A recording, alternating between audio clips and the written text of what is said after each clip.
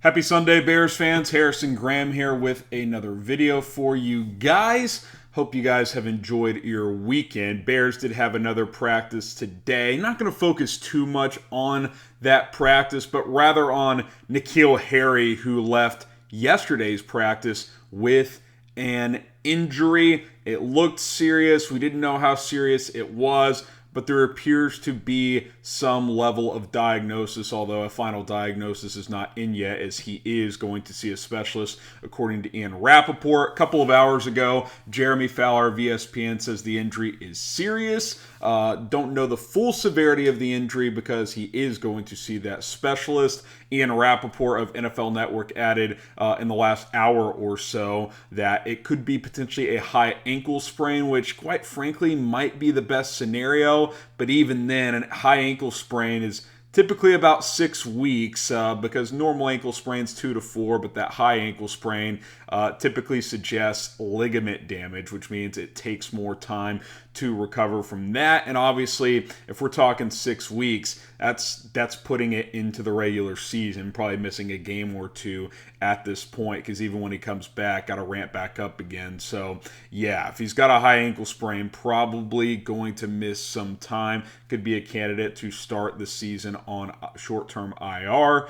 It's hard to know for sure whether or not that will be the case for N'Keal Harry, which obviously for him, this is a bummer, right? I mean, let's just be honest. N'Keal Harry getting a second chance, a fresh start in Chicago, and had done some good things at camp. I won't sit here and say he was looking like this team's number 2 receiver or something like that, but if I had to guess, he was safe to make the roster at this point in time. Probably wide receiver 4 or wide receiver 5 right now, behind Darnell Mooney, Equinemius St. Brown, Byron Pringle, who's also injured. More on that in a moment. And then probably Velus Jones Jr., then N'Keal Harry is right there. So not ideal for a guy who's trying to restart his career and get back on track and prove he can be that first-round talent he was a few years ago when he got drafted in the first round by the New England Patriots coming out of Arizona State. So N'Keal Harry dealing with a serious injury.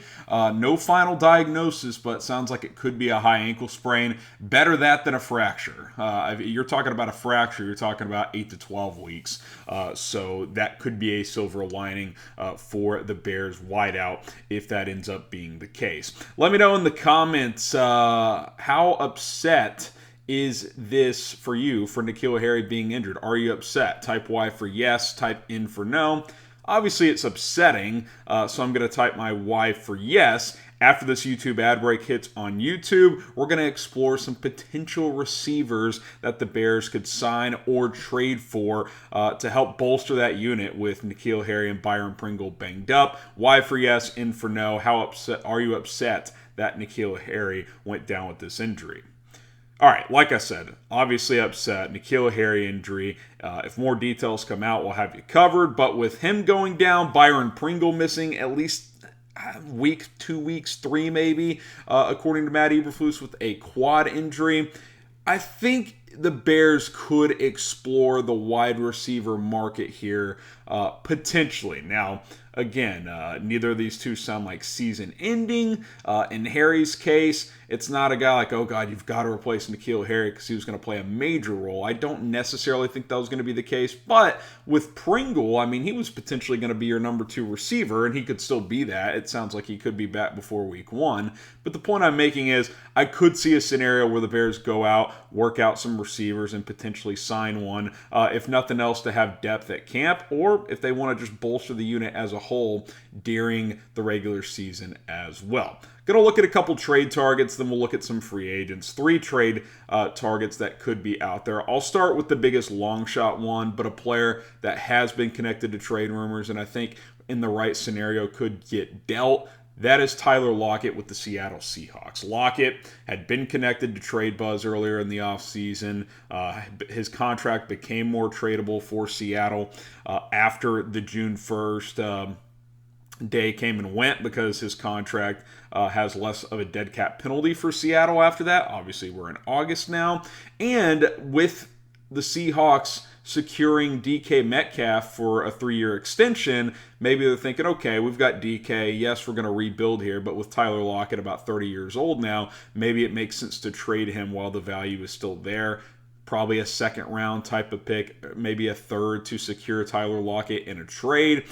I haven't heard a lot of buzz recently about him, but I do think he could be a guy that gets dealt between now and the NFL trade deadline. I think if you threw Seattle a second-round pick, they would heavily consider that. Now, I'm not suggesting the Bears should just throw their second-round pick for Tyler Lockett, but that would not only be a short-term play, but a long-term play for the Bears. He's still young enough and playing at a high enough level where he could be a number 2 wide receiver to Darnell Mooney for many, many years. He's been a number 1 for a while in Seattle. I would say Metcalf has supplanted him in that role, and he's now their number 2, but he's certainly a very, very good player and has been for a very long time.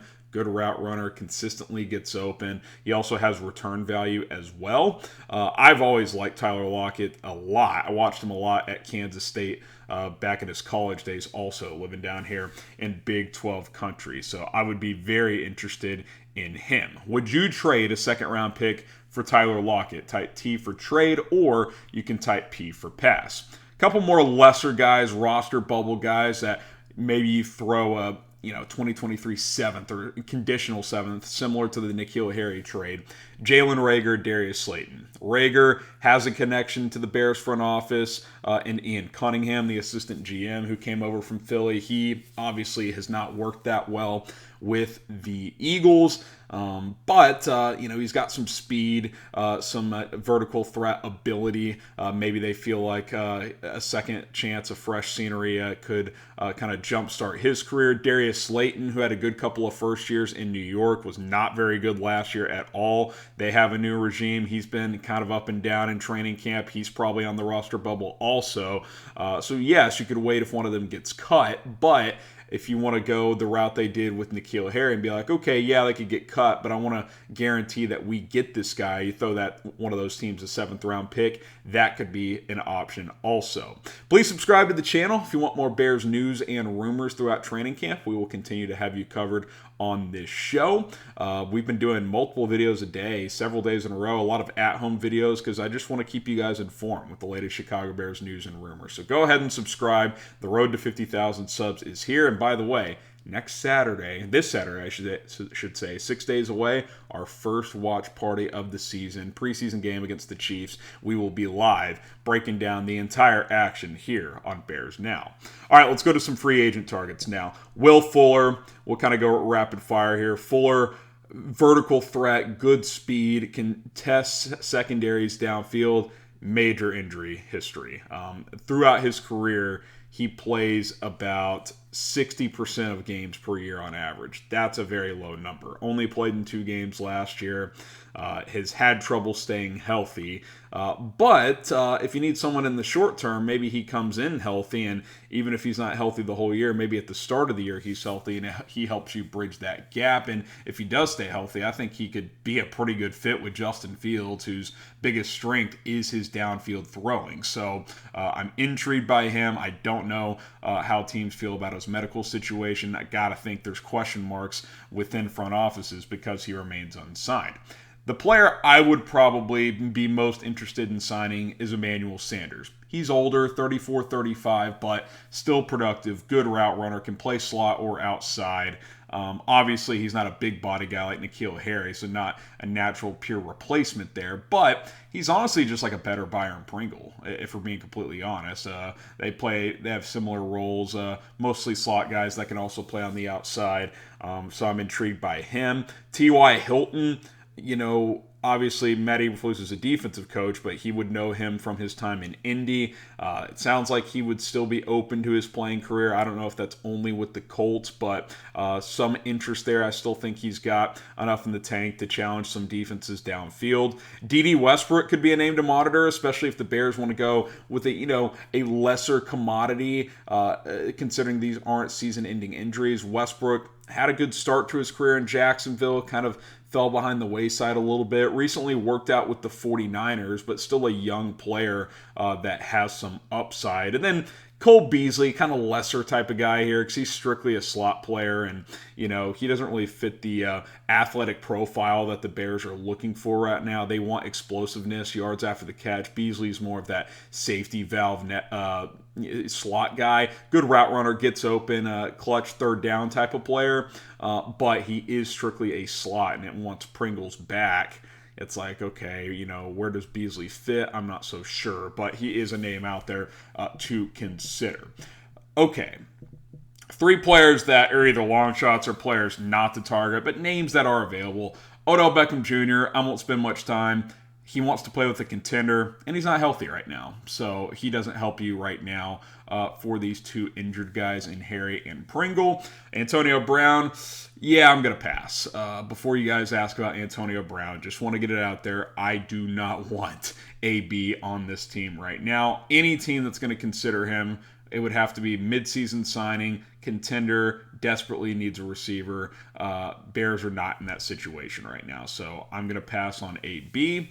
DeSean Jackson, I thought he did some good things with the Raiders last year, but he's 36 now. He's kind of half retired, it seems like. I think he would, sign with the team in the right opportunity. Again, I could see that as a midseason signing with a contender, so I don't think right now hopping on with the Bears makes sense, and quite frankly, I don't think the Bears would be that interested, but did want to include these 3 names before you guys ask me, because I could totally see you guys asking. But the ones I did mention that could be more in the possible category: Will Fuller, Emmanuel Sanders, T.Y. Hilton, DeDe Westbrook, and Cole Beasley. And then the trade targets: Tyler Lockett, Jalen Reagor, and Darius Slayton. So there you have it. Name a receiver that you want the Bears to sign or trade for. I'm sure I'm leaving a few names out there at this point in time. Let me know down in the comments as we await final news on N'Keal Harry and his injury situation. Sounds like 6 weeks minimum if it is that high ankle sprain, but he is seeing a specialist to get a final diagnosis. All right, I'm your host, Harrison Graham. We'll be back tomorrow in studio with another video. Appreciate you guys for tuning in and subscribing. And if you have subscribed, turn on that notification bell as well, because we'll have a live show Tuesday and Saturday with our first live watch party of the season. All right, guys, so long. See you guys soon here on Bears Now.